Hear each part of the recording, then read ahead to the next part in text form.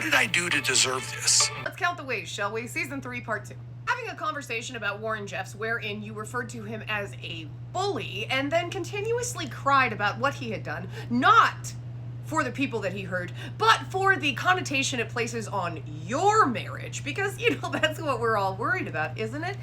This. So we decided to go to Big Bear for our 4th of July weekend, and we're almost to the campsite, and we find this huge stream crossing, and we don't know if we're going to get through. Being so proud of all these manly values and being very manly, when in reality, Christine is the one who hopped on her car and drove through the puddle to prove that that was possible. Parenting your own children for one night, and that being too much. I'm all chilling, and they all fall asleep. Now it's just a matter of waiting. So I'm just sending a text to all 4 of the wives. For my wives. It's almost like you only wanted them home that quickly after the guys' night because you knew what you'd be doing on guys' night, huh? Strip has some very salacious dressing. When you're hanging out with good guys, you know, you see a scantily clad woman. I mean, a gentleman's going to do this. But a guy's still going to look. It's just not culturally where I want to be. Got a note on that here. How about we stop telling other people the best way to live their lives or being really staunch about certain ideals when we don't even know how to keep our eyes in our fucking head? Okay, there we go. With all 4 of my wives. We're going to be meeting up with a bunch of friends of mine from high school, and we're nervous about how they're going to react to all of us.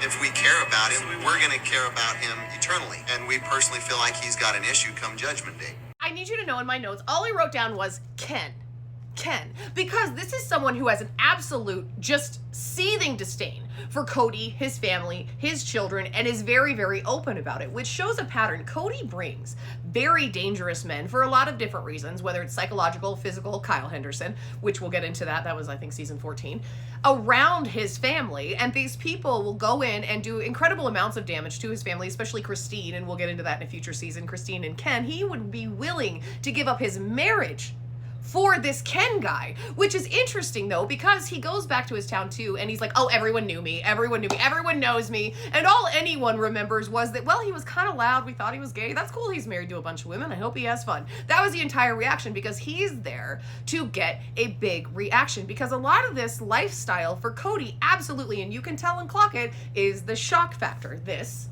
Oh, you guys are idiots. You've let yourself be fools, and you're sharing your husband, and you're settling for less when really you should be standing up for yourself and asking for more. What Robin is saying in the background isn't the important part of that clip. What's important is so you can see by just the kissing goodbye, obviously he has different feelings for different people. Then we get into one of the wives yells at the kids and just goes off on them, and the parent of those children is not cool with that, and instead of backing up the actual parent of those children and respecting the boundaries that they have all set up in this relationship, he takes the side of the other person and completely negates the boundaries of the other parent, and guess which parent it was? Christine. Then this insanely coercive moment that brings us to the end of the season that still... I need to talk to Meri alone. Okay. Alone? Yep. Okay. Yep, you and I are out.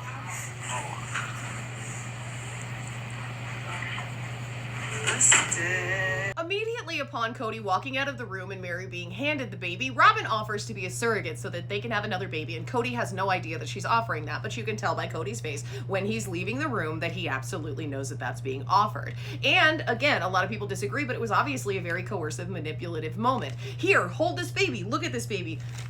Don't you want one? Let's not even look into the fact of how hard it would be to watch another woman who is actively married to your husband, because we're not talking a regular surrogate. We're talking about your husband's other wife being pregnant with your baby. Watching your husband, who's already spending all of his time with her, spend more time with her. At the end of the day, the offer seemed very self-serving, and like Kody only saw very specific value in Meri. Anywho, that was season 3. I'll see you the day after tomorrow for season 4. Yeah, we've got a ways to go.